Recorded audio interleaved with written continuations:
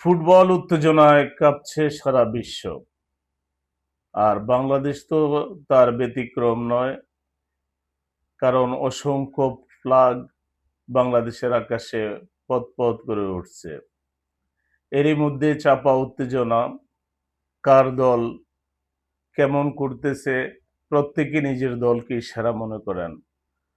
তো আজকের গুরুত্বপূর্ণ 4টি ম্যাচ, তার মধ্যে 2টি ম্যাচ হলো হাই প্রোফাইল ম্যাচ। এগুলো নিয়ে কথা বলবো, আশা করি পাশে থাকবেন। বন্ধুরা, আমি আব্দুল আজিজ। চলুন বিশ্বকাপের আজকের ম্যাচগুলোর সম্ভাব্য তারকা ফুটবলারদের পারফরম্যান্স, আমাদের প্রেডিকশন নিয়ে নিয়মিত আড্ডা দিতে আবারও হাজির হয়েছি। ধন্যবাদ বন্ধুরা সঙ্গে থাকার জন্য। আজ রাত 8টায় মাঠে নামছেন ফুটবল বিশ্বের অন্যতম জনপ্রিয় দল পর্তুগাল। তাদের প্রতিপক্ষ ডিআর কঙ্গো। কে এগিয়ে? এই প্রশ্নের উত্তর যদি খুঁজতে যাই, তাহলে প্রত্যেক দলের সমর্থকরাই মনে করবেন যে আমার দল এগিয়ে, আমার দল সেরা, আমার দলই এবার জিতবে। সো নিশ্চয়ই নিজেদের দলকে এগিয়ে রাখবেন তারা। তবে ম্যাচের সবচেয়ে বড় নাম নিঃসন্দেহে ক্রিস্টিয়ানো রোনাল্ডো। 41 বছর বয়সেও রোনাল্ডো বক্সের ভিতরে ভয়ঙ্কর এক গোল মেশিন। এটি তার বিশ্বকাপ অভিযান, ষষ্ঠ অভিযান, হয়তোবা এটাই তার শেষ বিশ্বকাপ। এবং বড় ম্যাচে গোল করার তার অসাধারণ ক্ষমতা আমরা বরাবরই দেখে আসছি। হেডে দক্ষতা, ফ্রি কিক, পেনাল্টিতে নির্ভরযোগ্যতা সব মিলিয়ে তিনি আজও পর্তুগালের সবচেয়ে বড় অস্ত্র, এটা নিঃসন্দেহে সবাই স্বীকার করবেন। তবে রোনালদো কিন্তু এবার একা নন। তার পাশে রয়েছেন ব্রুনো ফার্নান্দেজ, যাকে বলা হয় পর্তুগালের আক্রমণের মস্তিষ্ক। থ্রো বল, দূরপাল্লার শট এবং সেট পিস সুযোগ তৈরি করে দক্ষতা, যিনি যে কোনো মুহূর্তে ম্যাচের মোড় ঘোরাতে পারেন এবং প্রতিপক্ষকে বিভ্রান্ত করতে পারেন। এটা নতুন কিছু নয় যে মিডফিল্ডে নজরে থাকবেন ব্রিটানিয়া এর দিকে। বর্তমানে ফর্ম বিবেচনায় তিনি পর্তুগালের অন্যতম গুরুত্বপূর্ণ খেলোয়াড়। ম্যাচের গতি ধরে রাখা, বলের নিয়ন্ত্রণ ধরে রাখা, প্রতিপক্ষের কাউন্টার অ্যাটাক ঠেকানোর ক্ষেত্রে তার ভূমিকা অত্যন্ত গুরুত্বপূর্ণ হতে পারে। উইং থেকে গতির ঝড় তুলতে প্রস্তুত ফ্রেডো নেটো। তার ড্রিবলিং এবং দ্রুত গতির আক্রমণ ডিআর কঙ্গোর রক্ষণভাগকে যে কোনো মুহূর্তে পর্যদস্ত করতে পারে।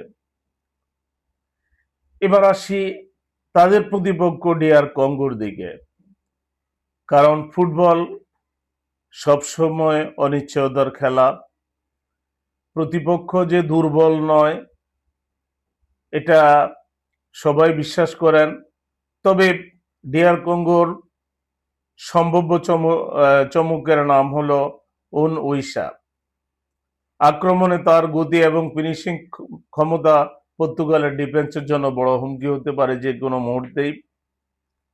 যদি কঙ্গো গোল পায়, সেখানে উইসার অবদান থাকার সম্ভাবনাই বেশি।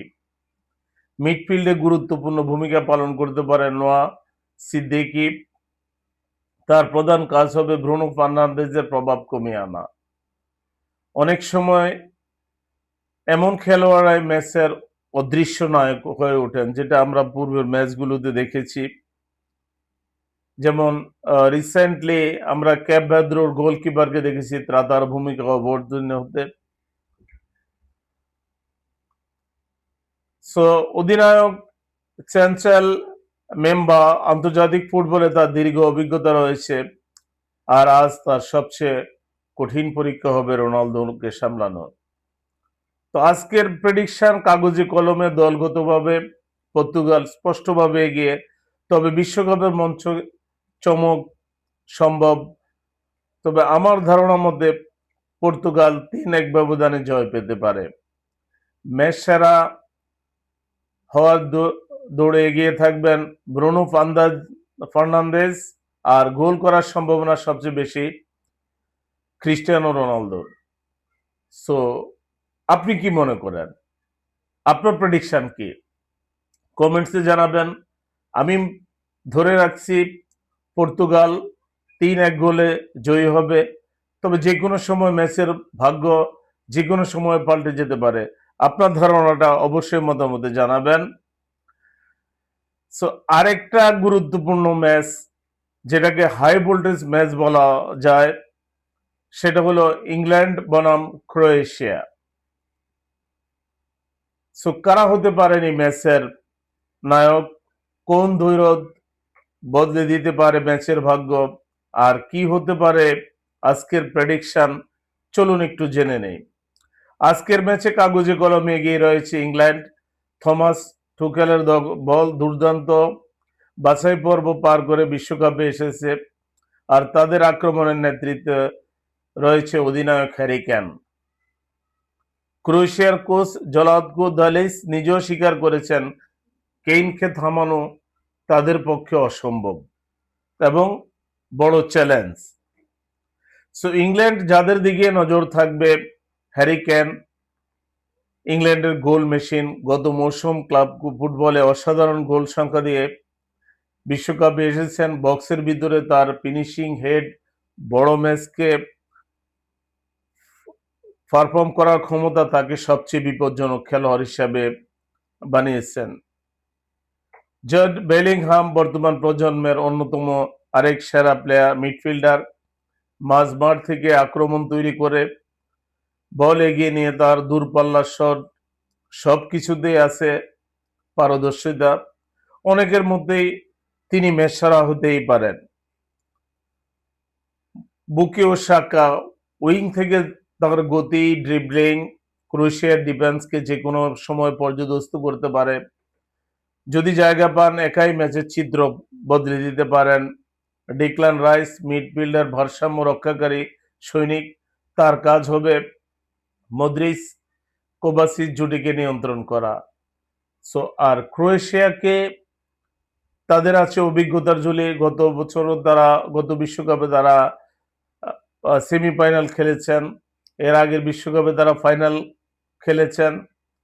সো তাদের যে সবচেয়ে বড় অস্ত্র লুকা মডরিক, 40 বছর বয়সেও ক্রোয়েশিয়ার প্রাণ ভোমরা।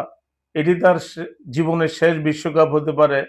এবারে বিশ্বকাপে যে কয়েকজন বয়স্ক প্লেয়ার খেলতেছেন, যেমন এই ক্রিস্টিয়ানো রোনাল্ডো, লিওনেল মেসি, মদ্রিকও তাদের মধ্যে একজন।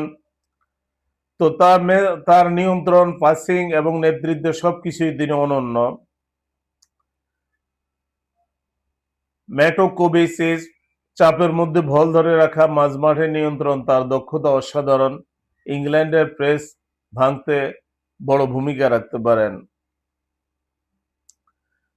জোকো গেবার্ডিওল ক্রোয়েশিয়ার রক্ষণভাগের নেতা।